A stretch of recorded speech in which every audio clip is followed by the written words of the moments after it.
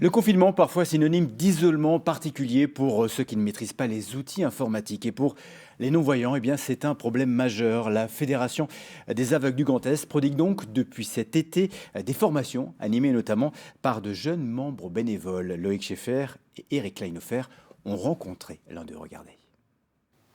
Naël Sayeg est non-voyant. Il a 13 ans et sa passion, c'est l'informatique. Cette petite voix robotique, du charabia pour nous, une aide vocale pour lui. Un langage qu'il maîtrise sur le bout des doigts. Au début, quand j'ai commencé l'informatique, je la mettais lentement et j'admirais les gens qui mettaient la synthèse en fait, à cette vitesse-là que je mets actuellement, quoi. Sur son ordinateur, il pianote pour mettre au point des formations à destination des non ou des malvoyants. Il a créé par exemple sa chaîne YouTube. Bienvenue sur Naël Access Vision.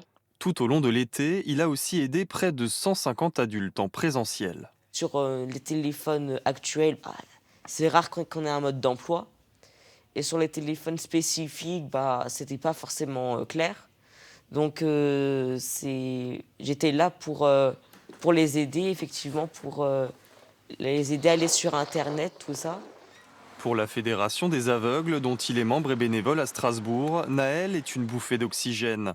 Avec les confinements, la fracture numérique s'est accentuée, surtout pour les personnes atteintes de troubles visuels. C'est son épouse qui lui lance Zoom et lui, il ne fait que parler en fait. Tu as tout à lui apprendre. Maîtriser le b.a.-ba de l'informatique, c'est pourtant une question d'égalité. Si les personnes aveugles ou malvoyantes ne peuvent pas utiliser certains logiciels, elles pourront faire moins de formation dans le cadre de l'emploi, par exemple. Et tout ça est lié, en fait, compte. Voilà. Des lois existent sur l'accessibilité au numérique, elles ne sont pas toujours appliquées. Se pose aussi le problème du manque de bénévoles et du regard que porte la société en général sur le handicap.